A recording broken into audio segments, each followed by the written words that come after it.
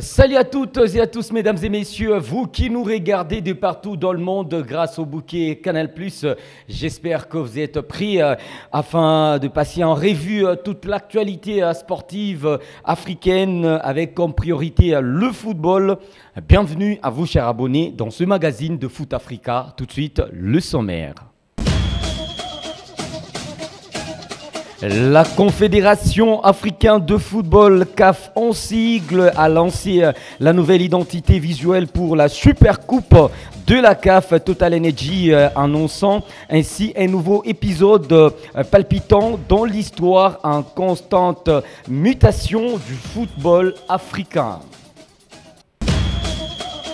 Éliminatoire Coupe d'Afrique des Nations Maroc 2025, Yaoundé ou Garoua, le bras de fer entre la FECOFOOT et le gouvernement camerounais se poursuit. Un match, deux stades et la confusion toujours ainsi aussi intense autour du site qui devra accueillir la prochaine confrontation entre le Cameroun et la Namibie prévue le 7 septembre prochain. Focus sur l'arrivée des Léopards à Kinshasa pour leur rassemblement avant d'affronter la Guinée et l'Éthiopie prochainement. Deux rencontres comptantes en rapport avec les éliminatoires de la Coupe d'Afrique des Nations Maroc 2025, première ainsi que deuxième journée.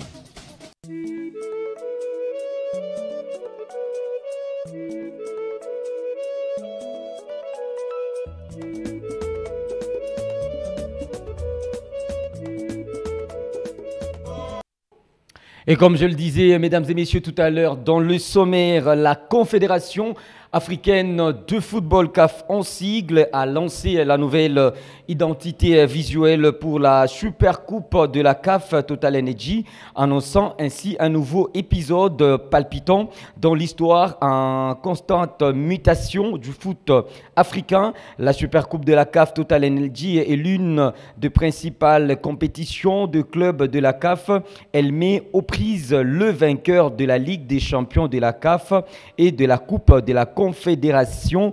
C'est à Riyad, en Arabie Saoudite, que la Super Coupe de la CAF 2024 aura lieu le 27 septembre. Et le secrétaire général de la CAF, M. Véron Mosengo Omba, le Congolais, a affirmé que la présentation de la nouvelle identité de la Super Coupe de la CAF Total marque une étape supplémentaire dans l'essor du football africain qui a été reconnu et acclamé partout dans le monde ces dernières années. Il faut dire ici que cette année, plutôt deux rivaux pour cette année, deux rivaux du football égyptien s'affronteront lors de l'édition à venir. Il s'agit là des Al Ahly d'Égypte, lauréat de la Ligue des champions de la CAF, et des Amalek du Caire, détenteurs de la Coupe de la Confédération.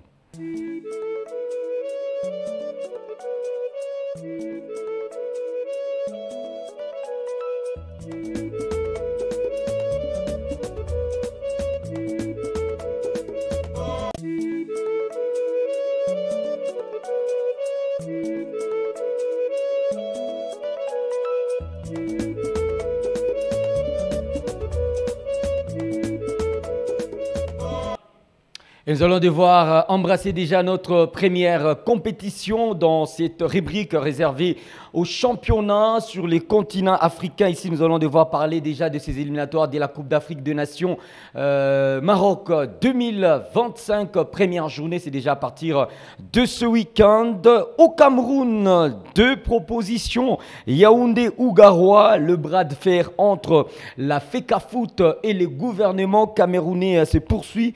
Un match, deux stades et la confusion toujours ainsi intense autour du site qui devra accueillir la confrontation qui mettra aux prises le Cameroun à la Namibie. Ça sera le 7 septembre prochain. Un match comptant pour la première journée des éliminatoires de la prochaine Coupe d'Afrique des Nations qui sera organisée du côté du Maroc. Je vous prie de regarder ce reportage de nos confrères camerounais qui revient sur ce dossier en rapport avec la Fédération camerounaise de football et le gouvernement camerounais. pour le bon déroulement du match. La Fédération camerounaise de football reste carrée. La première journée des éliminatoires de la CAN 2025 aura lieu à Garoua le 7 septembre. 0 persiste le ministre des Sports et de l'Éducation physique, Yaoundé, ou rien. Nous demandons à la FECAFOOT de faire montre d'un sursaut patriotique en faisant en sorte que soit privilégié l'intérêt général et d'œuvrer conséquemment à réunir les conditions optimales pour le bon déroulement du match international Cameroun-Namibie au stade Omnisport Amadou Ahidjo de Yaoundé, notamment en saisissant la Confédération africaine de football du cas de force majeure intervenu entre-temps, dès lors qu'il s'agit d'une contrainte insurmontable. La FECAFOOT dit être à pied d'œuvre pour un match réussi au nord. Le centre avance, entre autres arguments, les tensions de trésorerie qui imposent la limitation des dépenses. Il s'agit aussi de capitaliser sur les arguments et contraintes réelles exposées par les uns et les autres, notamment le représentant du ministère des Finances, qui met en évidence la nécessité, l'impérieuse nécessité de la maîtrise des coûts et de l'impératif d'éviter des charges supplémentaires qui ne seraient pas incompressibles pour que la délocalisation de la rencontre ne puisse absolument générer d'autres charges comme suggéré pour Garoua. Si l'instance fêtière du football reste désormais figée à Garoua, après la fixation manquée et dégradée sur Japoma, impraticable, les services de renseignement suivent la game INSEP FECAFOOT de très près.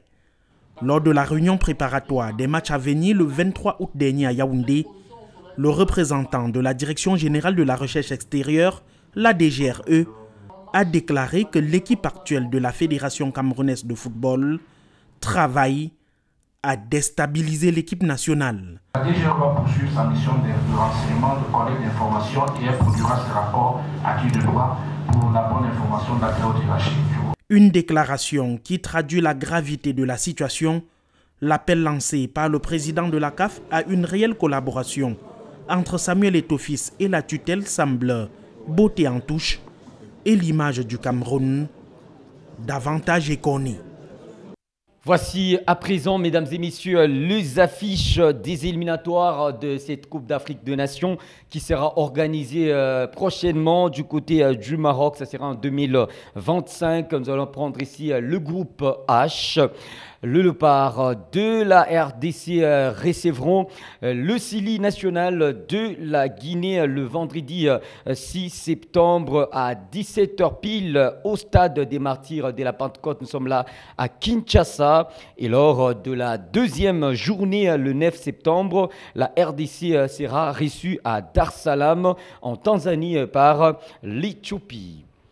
Et à présent, nous allons rester dans ce groupe des Léopards de la RDC déjà à Kinshasa pour parler ici de ce joueur, l'avant-centre de cette sélection. Il s'agit là des Fiston Kalala Mayele. Est-il plutôt, il peut avoir un statut de leader dans cette sélection? Et la réponse en rapport avec cette question, c'est dans ce reportage de notre ami Joël Banewa. Lors de la finale de la Coupe d'Égypte ce vendredi 30 août 2024 au stade international du Caire, l'international congolais Fiston Mayele Kalala, ancien sociétaire de l'AS Vita Club, a offert la victoire et le titre au FC Pyramides contre le FCZ avec un but marqué à la 87e minute de jeu, soit 3 minutes avant la fin du temps réglementaire. Ce but décisif a permis à son équipe de remporter le titre pour la toute première fois de son histoire. Avec ses statistiques exceptionnelles, entre autres 3 buts en Ligue des champions africaine, 3 en Coupe d'Égypte et 17 buts en championnat égyptien, Fiston Kalala Mayele envoie-t-il un message clair à Sébastien Desabre, sélectionneur des Léopards de la RDC, sur le fait qu'il mérite une place beaucoup plus importante en équipe nationale.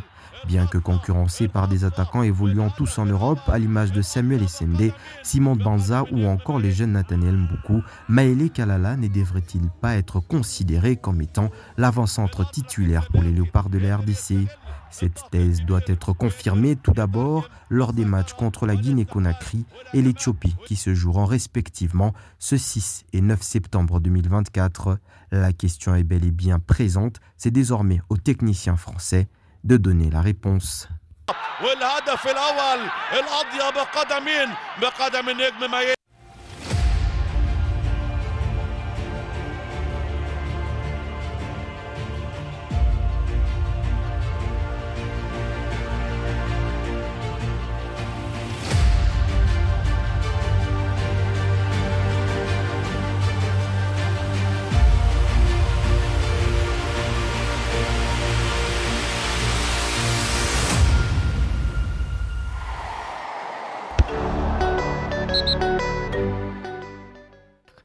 Ah oui, mesdames et messieurs, venez là de remarquer avec moi la nouvelle appellation de cette Ligue nationale de football en République démocratique du Congo.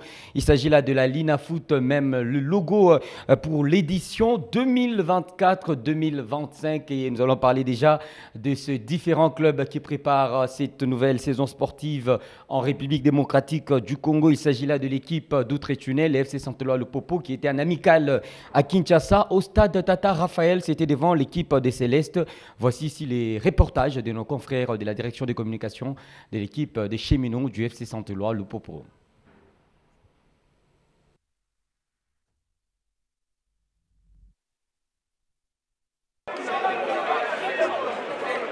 Les académiciens de Céleste Football Club ont accroché les cheminots du Football Club Saint-Éloi Le Popo en obtenant un match nul d'un but partout lundi 10 septembre au stade Père Raphaël de la Kétule de Kinshasa. Cette rencontre comptait dans le cadre de la première journée du mini-tournoi de Kinshasa qu'organise le CONOR de la Fédération congolaise de football association. Au cours de ces matchs très disputés entre les deux équipes, les cheminots ont ouvert le score par les biais de Jonathan Mukonzi à la 32e minute de la partie sur une balle arrêtée de Patou Kabango Moulota.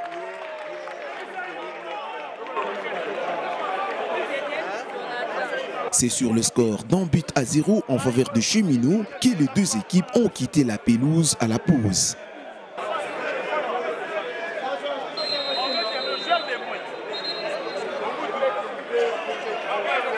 En seconde période, le coach Toumba Djeni a changé de stratégie en effectuant 4 remplacements dès l'entame de la deuxième partie. Du côté des cheminots, une petite baisse de régime s'est fait sentir. Le Viet subissent les assauts des académiciens de Bandaka. Le nouvel entrant Bioko, bien servi d'un centre venu de la gauche, il marque le but égalisateur. Nous jouons la 57e minute, en but partout.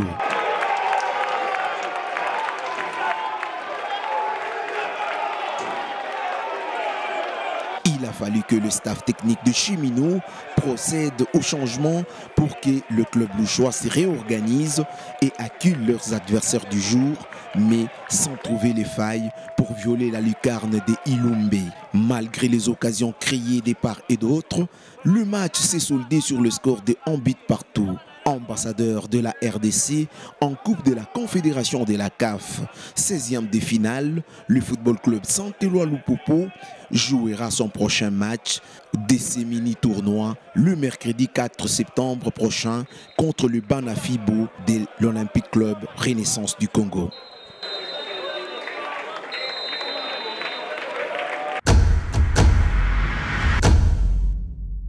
Nous allons rester, mesdames et messieurs, toujours dans la capitale congolaise, Kinshasa. Nous allons devoir changer justement le stade pour prendre la direction de ce mythique stade des Martyrs de la Pentecôte. Il y avait une autre rencontre amicale qui mettrait aux prises la formation de Maniema Union à celle de l'AS Vita Club de Kinshasa. Et voici ici les réactions de quelques fans de Banambongo après la défaite de leur équipe en amicale face aux unionistes de Maniema Union, un match qui s'était soldé sous le score d'un but contre 0. On n'a pas d'entraîneur, il n'y a pas de coach. L'équipe, pratiquement, on a repris les entraînements il y a 2 semaines. On devait vraiment avoir déjà un système de jeu. Mais vous et nous, nous avons vu tout ça sur le terrain. On n'a pas joué. Vite, on n'a pas joué.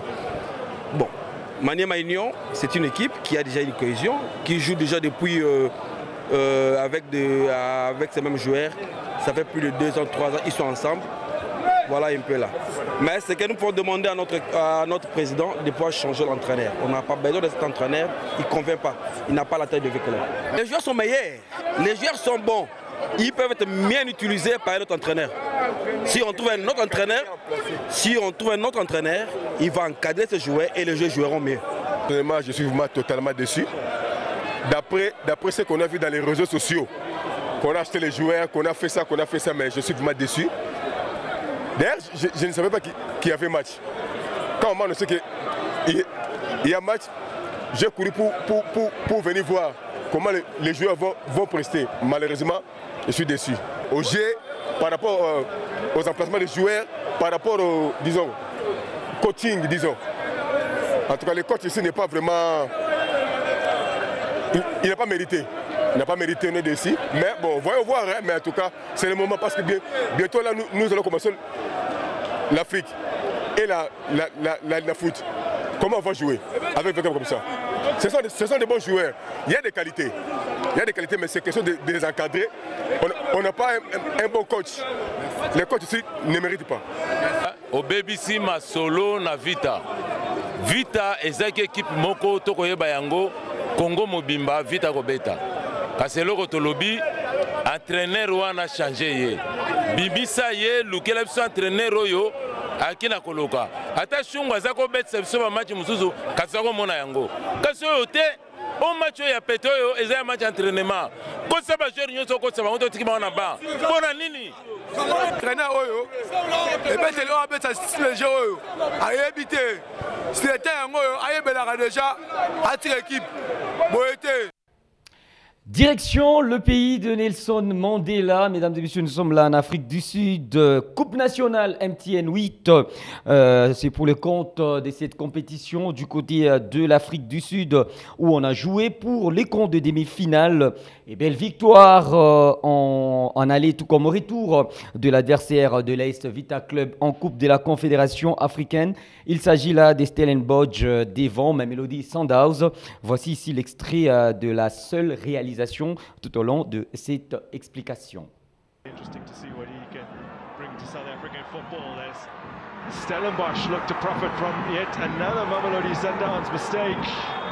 This time they get back to tackle Devin Titus, but Tukuzanim Kize, that opportunity presented to him. Grant Kekane comes across, doesn't make contact with the ball, doesn't make all too much contact with Titus, but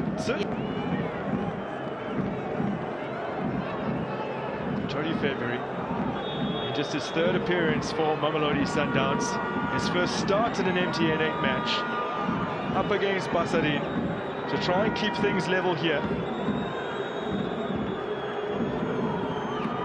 Stellies are up. 1-0 in favour of the men from the Winelands. Under 30 minutes to play. And they could be taking a huge advantage into the second leg in Durban on Sunday.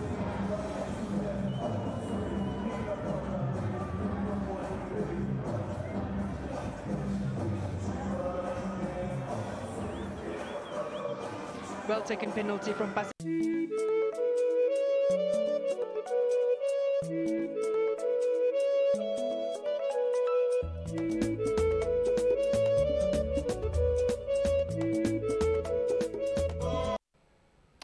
Focus sur l'arrivée de Léopard à Kinshasa pour le rassemblement en rapport avec la, je dirais, double confrontation entre la Guinée pour le compte de la première journée, mais également l'Éthiopie pour le compte de la deuxième journée en rapport avec les éliminatoires de la Coupe d'Afrique de Maroc, de la Coupe d'Afrique des Nations, vous allez m'excuser, Maroc 2025.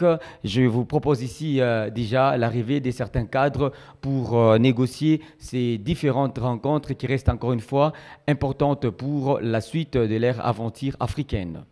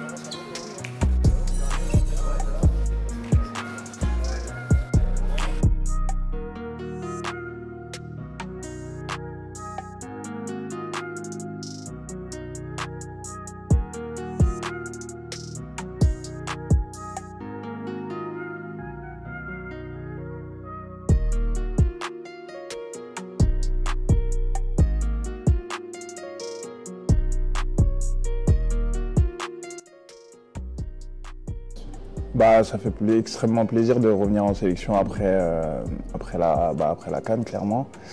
Je me suis blessé après la CAN et quand j'ai vu mon nom dans la sélection, c'était une grande fierté d'être de retour dans l'équipe. En juin, je les ai suivis et j'avais qu'une envie, c'était d'être avec eux. Et aujourd'hui, j'ai la chance d'être là, du coup, c'est cool, je suis content. Je pense que ça va pas changer, hein. Le groupe, je l'ai quitté, l'ambiance a été top. J'étais pas avec eux en juin, mais ouais, on s'écrivait pas mal. Du coup, je dirais pas que j'ai vécu le rassemblement de juin, mais j'ai vu que ça se passait super bien. Et là, j'ai hâte de retrouver tout le monde et qu'on puisse bien se préparer pour le match de vendredi. On sait que c'est un match important, c'est le premier match de la campagne de qualification pour la prochaine Coupe d'Afrique des Nations. Et on a à cœur de bien commencer cette campagne de qualification. Je pense qu'on va bien bosser cette semaine.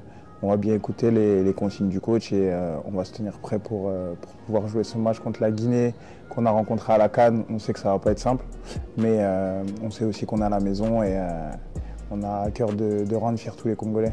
On vous attend vendredi et mettez le feu. Mettez le feu vendredi au Stade des Martyrs.